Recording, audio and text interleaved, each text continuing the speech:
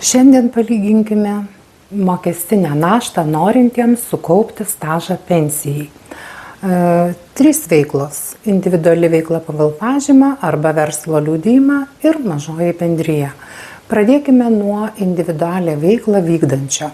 Jeigu renkiesi 30% išlaidų fiksavimo būdą, kitais metais valstybiniai mokesčių inspekcijai teks padeklaruoti 1647,62 eurus per mėnesį ir kiekvieną mėnesį susimokėti nuo šitos sumos 291,22 eurų, tai ir gyventojų pajamų mokestis ir įmokos sodrai, ir turėsi 1 mėnesio stažą.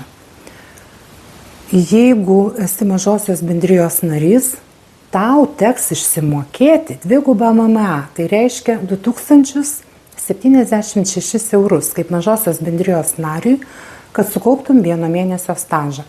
Ir išsimokėjus 2 minimalią algą, teks sumokėti 662,35 eurus PSD, VSD ir gyventojų pajamų mokesčio.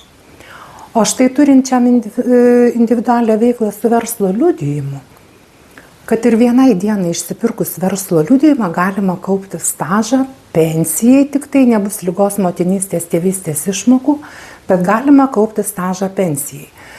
Ir susimokėjus per mėnesį 194,10 eurus, gyventojų pajamų mokestį atmetam, kiek kainuos verslo liudijimas, bet tikrai ne milijonus, turėsi 1 mėnesio stažą pensijai.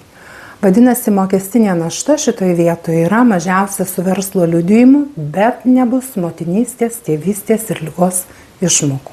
Tiek.